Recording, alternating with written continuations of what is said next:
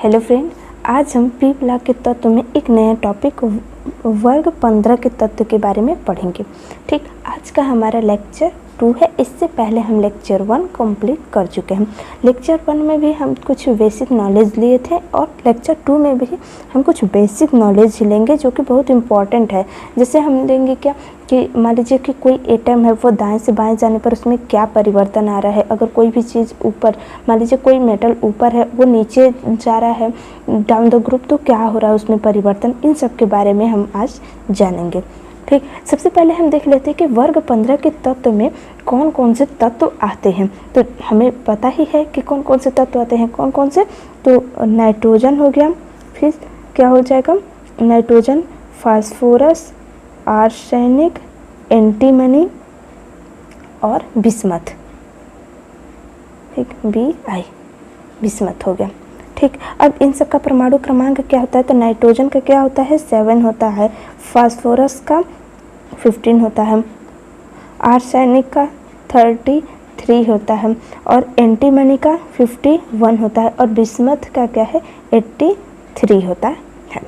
ठीक, अब इसमें एक चीज़ और याद रखिए, जैसे ये नाइट्रोजन जो है ये गैसियस स्टेट में पाया जाता है, मतलब गैस के रूप में पाया जाता है।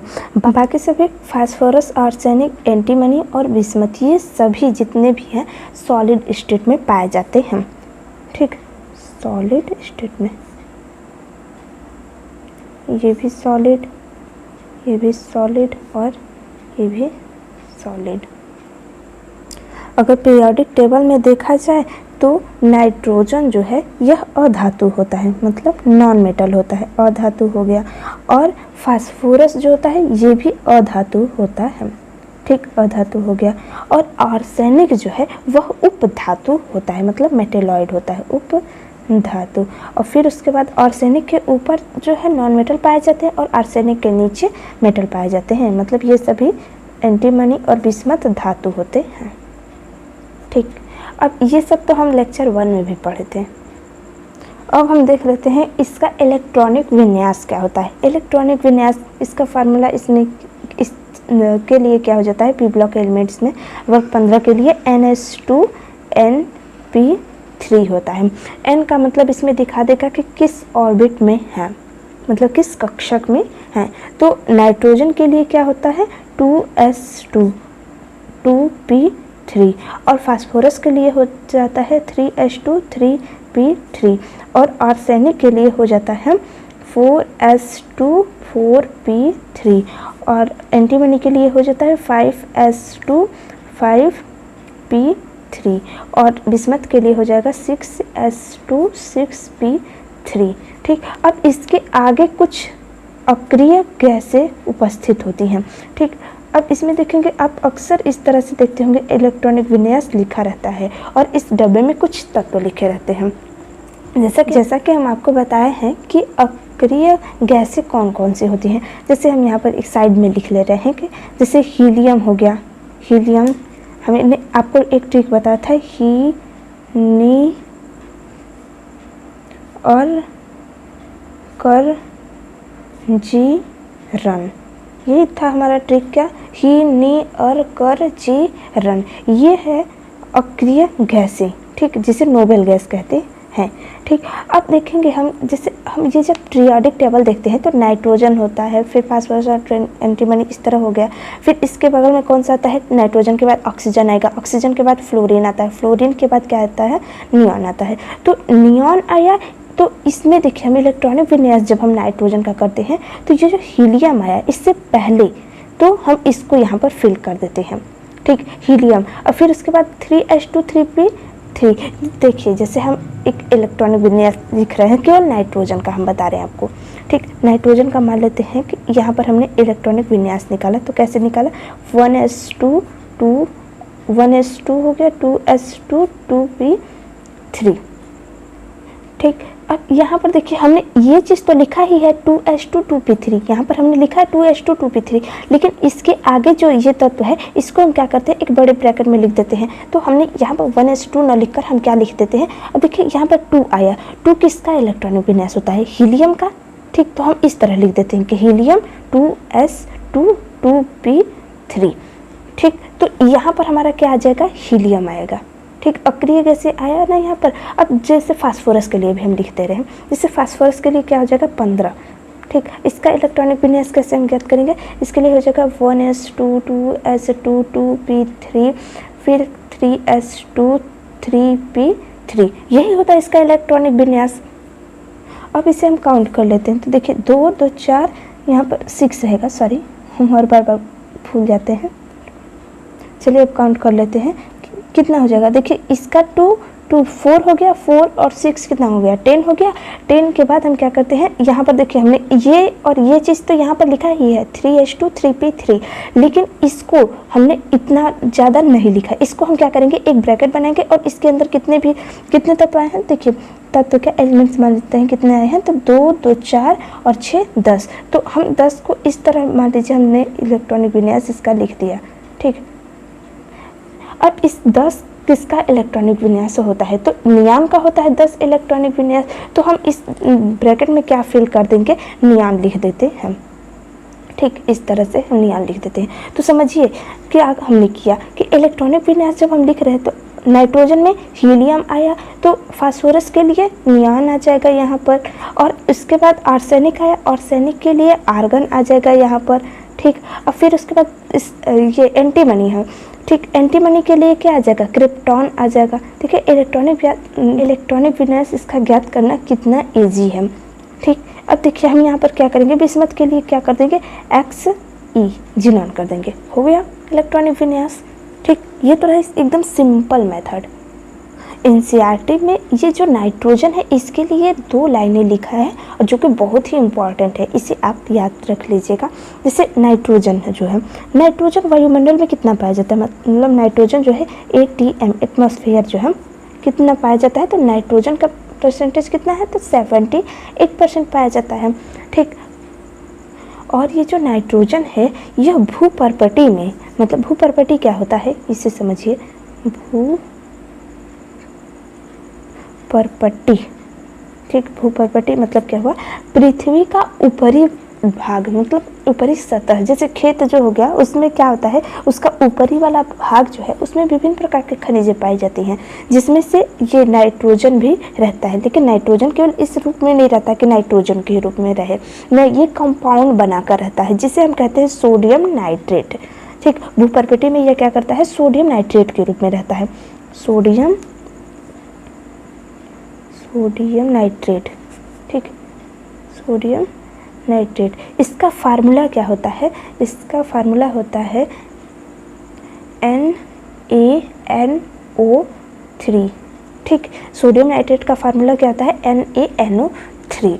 ठीक, और ये जो फार्मूला है ना बहुत ही ज़्यादा इंपॉर्टेंट है। सोडियम नाइट्रेट ये इस नाम से फेमस नहीं है सोडियम नाइट्रेट के, ये इस नाम से मतलब इससे ही, मतलब सोडियम नाइट्रेट को ही हम चिली सॉल्ट पीटर कहते हैं। ठीक, इसका दूसरा नाम है चिली सॉल्ट पीटर, ये याद रखिएगा क्योंकि बहुत ज़्यादा इम्पॉर्टेंट है। हम यहाँ पर लिख दे रहे हैं चिली सॉल्ट पीटर।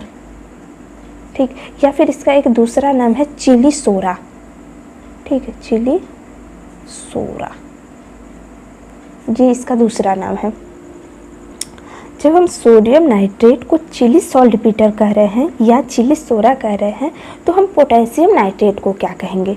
ठीक, पोटेशियम नाइट्रेट, पोटेशियम हो गया, फिर नाइट्रेट, इसको हम क्या कहेंगे। पोटेशियम नाइट्रेट का फार्मूला क्या होगा, के, पोटेशियम को हम कैसे डिनोट करते हैं, और नाइट्रेट को NO3 से। ठीक, तो इसको हम क्या कहेंगे, इसको हम कहते हैं इंडियन सॉल्ट पीटर। ठीक, इंडियन सॉल्ट पीटर। ठीक, देखिए पोटेशियम नाइट्रेट को हम क्या कहते हैं, पोटेशियम नाइट्रेट को हम कहते हैं इंडियन सॉल्ट पीटर। ये इस नाम से फेमस है, potassium nitrate Indian salt Peter के नाम से।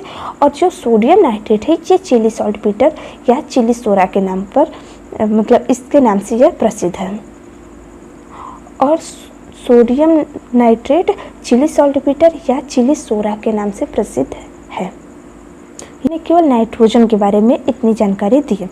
अब हम देख लेते हैं पूरा तत्व। जैसे नाइट्रोजन हो गया, फास्फोरस, आर्सेनिक, एंटीमनी, बिस्मथ में। अब हम देखेंगे इसका परमाणु त्रिज्या। ठीक है, परमाणु त्रिज्या कहिए या आयनिक त्रिज्या में क्या परिवर्तन होता है। ठीक, इसमें देखिए इसका जो त्रिज्या है, त्रिज्या रेडियस, ठीक, इसमें ये नाइट्रोजन, फास्फोरस और आर्सेनिक इन तीनों के लिए, ठीक, इन तीनों के लिए जब हम ऊपर से नीचे की तरफ आते हैं तो बढ़ता है। बढ़ने को हम इस तरह से डिनोट कर रहे हैं और घटने को हम क्या कर दे रहे हैं, छोटा सा हम डिनोट कर दे रहे हैं। ठीक, मतलब क्या हुआ, जब हम ऊपर से नीचे की तरफ आते हैं तो परमाणु त्रिज्या बढ़ती है। किसमें नाइट्रोजन, फास्फोरस और आर्सेनिक में। लेकिन एंटीमनी और बिस्मथ इन दोनों में क्या होता है, जब हम ऊपर से नीचे की तरफ आते हैं तो ये इनकी परमाणु त्रिज्या क्या होती है, घटने लगती हैं। ठीक, ये चीज़ याद रखिएगा। 2 ही पॉइंट हमने बताया अभी, क्या, नाइट्रोजन, फास्फोरस, आर्सेनिक में जब हम ऊपर से नीचे की तरफ आते हैं तो उसकी परमाणु त्रिज्या बढ़ती है। लेकिन जब हम एंटीमनी और बिस्मथ के पास पहुंचते हैं तो उसकी परमाणु त्रिज्या ऊपर से नीचे जाने पर क्या होती है, घटने लगती है। अब इसे आप उल्टा करके पढ़ सकते हैं, क्या, जब हम नीचे से ऊपर की तरफ जाते हैं तो परमाणु त्रिज्या बढ़ती है, कब, बिस्मथ और एंटीमनी तक। ठीक, बिस्मथ से एंटीमनी तक। लेकिन जब हम आर्सेनिक से नाइट्रोजन की तरफ ऊपर की ओर बढ़ते हैं तब इसकी परमाणु त्रिज्या घटने लगती है। ठीक, यहाँ तक क्लियर। इसी के साथ इसका गलनांक भी याद रखिए, गलनांक। ठीक, गलनांक क्या होता है, देखिए इसमें भी क्या होता है, यही प्रॉपर्टीज़ है। ठीक, जैसे हमने यहाँ पर आयनिक त्रिज्या दिखाया, ठीक, आयनिक त्रिज्या हो गया। ठीक, अब हमने क्या किया कि ऊपर से नीचे का तो मान लीजिए बढ़ा, तो गलनांक में भी इन्हीं तीनों के लिए, मतलब नाइट्रोजन, फास्फोरस और आर्सेनिक के लिए ऊपर से जब हम नीचे जाते हैं तो ये बढ़ता है। लेकिन जब हम इन दोनों में, मतलब आर्सेनिक और बिस्मथ में जब हम ऊपर से नीचे की तरफ जाते हैं तो इसका जो गलनांक है वह धीरे धीरे कम होने लगता है। ठीक, अब हम देख लेते हैं दूसरा कैरेक्टर इसका, क्या, ऋणात्मकता का, मतलब विद्युत ऋणात्मकता। क्या हो जाएगा, विद्युत ऋणात्मकता, इलेक्ट्रोनेगेटिविटी। ये क्या होता है, ये जब हम ऊपर से नीचे की तरफ जाते हैं तब विद्युत ऋणात्मकता क्या होता है, घटने लगता है। ठीक, मतलब यहाँ तक घटा मान लेते हैं। ठीक, मतलब नाइट्रोजन, फास्फोरस, आर्सेनिक और एंटीमनी तक घटा। लेकिन एंटीमनी और बिस्मथ का जो विद्युत ऋणात्मकता है वो लगभग समान ही होता है। ठीक, लगभग बराबर ही होता है। हम ये चीज़ डिनोट कर दिए यहाँ पर कि मतलब विद्युत ऋणात्मकता क्या होता है, ऊपर से जब हम नीचे की तरफ जाते हैं तो घटने लगता है। लेकिन बिस्मथ और एंटीमनी का ये जो विद्युत ऋणात्मकता है लगभग समान ही होता है। अब हम इसी के साथ देख लेते हैं क्रियाशीलता। ठीक, क्रियाशीलता, अगर पेज नहीं है नहीं तो हम इसको अलग से डिनोट कर देते हैं। चलिए हम इसी में दिखा दे रहे हैं, आप ये सब जनरल बातें हैं, आप सीख लीजिए। ठीक, इसमें क्या होता है क्रियाशीलता में, इसमें जब हम ऊपर से नीचे की तरफ जाते हैं, ठीक, ऊपर से नीचे की तरफ जाते हैं तो क्रियाशीलता क्या होता है कि डिक्रीज होने लगता है। मतलब इसकी जो क्रियाशीलता है, मतलब किसी के साथ रिएक्शन करने की क्षमता वह कम होने लगती है, मतलब रिएक्टिविटी जो है इसकी कम होने लगती है। तो हमने ये कम को दिखा दिया, मान लीजिए कम इस तरह, और जब हम ऊपर से नीचे आए तो इसकी क्रियाशीलता कम हुई, लेकिन नीचे से जब हम ऊपर जाते हैं तो इसकी क्रियाशीलता क्या होती है, इंक्रीज हो जाती है। ठीक, एक दूसरे से क्या है, इन्वर्सली प्रोपोर्शनल है। इसमें नाइट्रोजन जो है वो N2 के रूप में रहना एग्जिस्ट करता है, लेकिन फास्फोरस जो है यह P4 के रूप में रहना एग्जिस्ट करता है। और इसी तरह P4 की तरह आर्सेनिक भी, यह आर्सेनिक जो है यह भी AS4 के रूप में रहना एग्जिस्ट करता है। लेकिन ये जो एंटीमनी है, बिस्मथ, यह इसी रूप में रहना एग्जिस्ट करते हैं। ठीक, अगर इसका आयनन एंथैल्पी देखा जाए, ठीक, आयनन एंथैल्पी, तो यह ऊपर से नीचे जाने पर क्या होता है, कम होते जाता है सबके लिए। ठीक, एक के लिए नहीं, ये सबके लिए। आयनन एंथैल्पी क्या होता है, ऊपर से नीचे जाने पर कम होते जाता है, लेकिन नीचे से ऊपर जाने पर यह बढ़ते जाता है। ठीक। और ये जो आयनन एंथैल्पी है यह लेफ्ट से राइट जाने पर क्या होता है, इंक्रीज होता जाता है। अगर हम इन तत्वों का हाइड्रोजन की प्रतिक्रियाशीलता देखें, ठीक, देखिए हाइड्रोजन की प्रतिक्रियाशीलता, तो इसमें क्या हम दिखाने जा रहे हैं, देखिए नाइट्रोजन होता है, फास्फोरस होता है, आर्सेनिक होता है, और एंटीमनी होता है, और बिस्मथ होता है, ठीक। और ये सभी हाइड्रोजन से क्रिया करते हैं। जब नाइट्रोजन करता है तो NH3 बनाएगा, क्योंकि इस पे एक लोन पेयर रहता है जो कि रिएक्शन में भाग नहीं लेता, और PH3 बनाएगा, आर्सेनिक भी ESH3 बनाएगा, एंटीमनी भी SbH3 बनाएगा, और बिस्मथ भी BiH3 बनाएगा, ठीक। अब इसका क्रियाशीलता का अगर क्रम देखा जाए तो ये जो नाइट्रोजन फास्फोरस है, ठीक, अब ये तो अमोनिया बन गया और ये फास्फीन बन गया, तो इसकी क्रियाशीलता इस तरह दिखाया जाएगा, ठीक। और इसमें क्या होता है, यह इससे बड़ा भी हो सकता है और इसके बराबर भी हो सकता है, ठीक। ये पॉइंट याद करने लायक है कि हाइड्रोजन की प्रतिक्रियाशीलता देखा जाए तो यह ऊपर से नीचे जाने पर घटता तो है, लेकिन एंटीमनी और बिस्मथ में लगभग समानता भी आ जाता है। अब हम देख लेते हैं एक नया इसका कैरेक्टर ही हाइड्रोजन के प्रति क्रियाशीलता।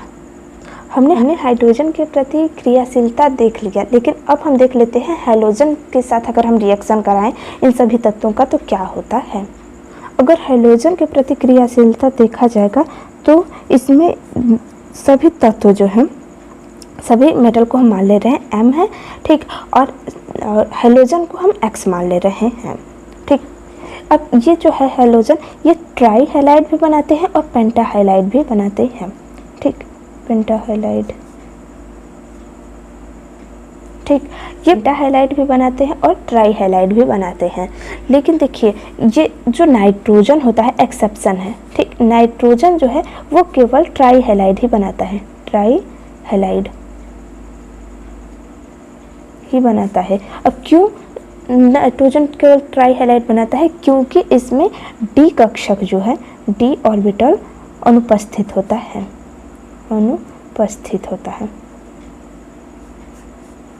मतलब D कक्षक अनुपस्थित होने के कारण नाइट्रोजन जो है केवल ट्राई हैलाइड बनाता है, जबकि अन्य सभी फास्फोरस, आर्सेनिक, एंटीमनी, बिस्मथ में D कक्षक उपस्थित होने के कारण पेंटा हैलाइड बनाता है। आप यहाँ पर लिख सकते हैं क्या, नाइट्रोजन ट्राई हैलाइड बनाता है, क्यों, क्योंकि D कक्षक अनुपस्थित है। बाकी फास्फोरस, आर्सेनिक, एंटीमनी, ठीक, उल्टा फास्फोरस, आर्सेनिक, एंटीमनी और बिस्मथ ये सभी पेंटा हैलाइड बनाते हैं, क्यों, क्योंकि D कक्षक इसमें क्या होता है, उपस्थित होते हैं, ठीक, D कक्षक उपस्थित होते हैं। अब हमारा यहाँ पर एक क्वेश्चन है, क्वेश्चन क्या है हमारा, देखिए नाइट्रोजन जो है वह NaCl3 के रूप में पाया जाता है, मान लेते हैं नाइट्रोजन NCl3 की रूप में पाया जाता है,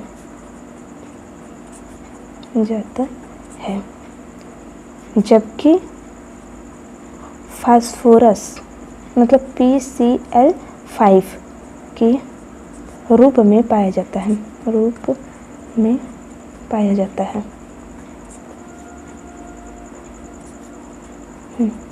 क्यों, ठीक, क्वेश्चन है हमारा, जिसे यहाँ पर हमने पूरा नहीं लिखा। नाइट्रोजन जो है नाइट्रोजन NaCl3 के रूप में पाया जाता है, जबकि फास्फोरस PCl5 के रूप में पाया जाता है। अब इसका जवाब आपको देना है कमेंट बॉक्स में, ठीक। नेक्स्ट वीडियो में हम देखेंगे कि डाई नाइट्रोजन क्या होता है और अमोनिया कैसे बनाते हैं हाबर विधि के द्वारा, ठीक। तो आज का लेक्चर कैसा रहा दोस्तों, आप हमें ज़रूर कमेंट बॉक्स में बताइएगा। तब तक के लिए धन्यवाद।